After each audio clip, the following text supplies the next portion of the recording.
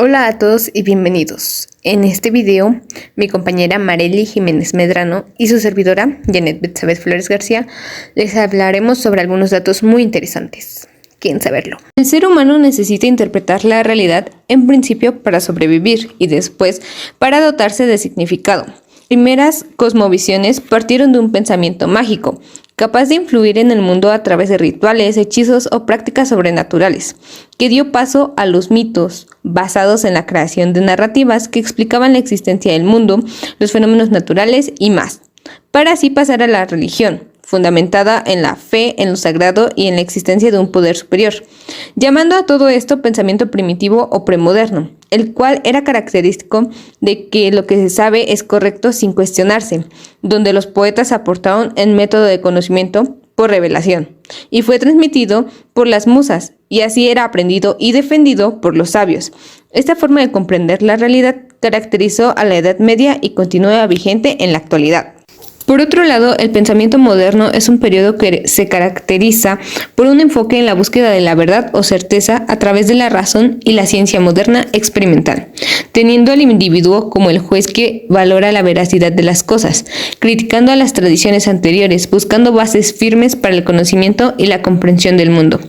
Mencionando a Sócrates, quien fue el primero que puso a prueba el conocimiento de los sabios, dejando ver que no se había alcanzado la verdad cuestionándolos. Al dejar al descubierto las contradicciones que dejaban ver la ignorancia, se buscó la forma de alcanzar el conocimiento verdadero. En esta búsqueda, Platón aportó su idealismo y el método de la mayéutica, después Aristóteles con la experiencia sensible, de ahí Descartes con la duda como método de conocimiento, que se enfrentó al empirismo inglés para ser reconciliados por Kant en el estudio de los fenómenos como propios de la ciencia moderna experimental, dejando los númenos para la filosofía y teología, cerrando con el positivismo, que da a entender que la ciencia es nuestra religión. Las brujas en la Edad Media eran mujeres con creencias y conocimientos ligados con el demonio que realizaban pactos, conjuros y rituales con espíritus malignos.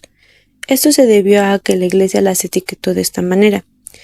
Estas mujeres fueron sometidas a pruebas como la ordolea de agua, con el fin de comprobar si eran brujas o no, pues la ordolea de agua consistía en que la mujer era sometida en el agua y si ésta flotaba, era una bruja. De lo contrario, si se sumergía, era libre de sospecha y era liberada.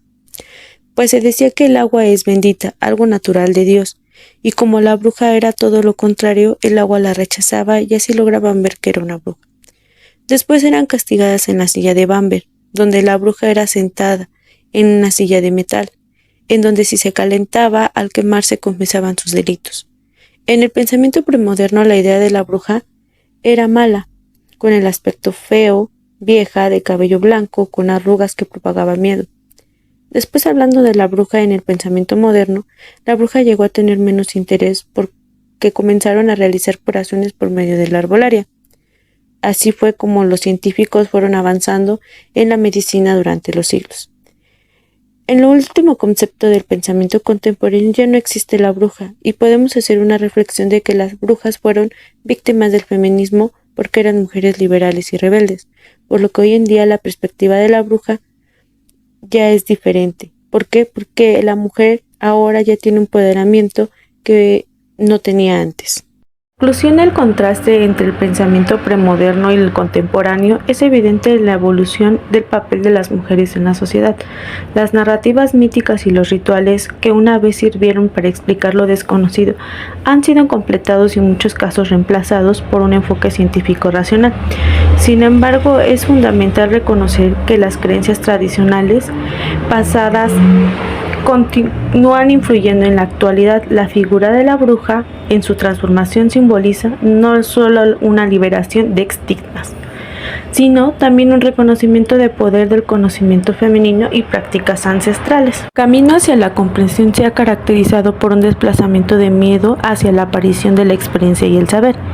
Esto sugiere que a pesar de los avances en la racionalidad y la ciencia, siempre habrá un espacio en la integración de conocimientos tradicionales que puede enriquecer nuestra visión moderna del mundo. Para concluir, nuestra investigación es como un término de la bruja en la actualidad ya no existe. La manera en cómo se veía en la Edad Media a como la vemos hoy es muy diferente.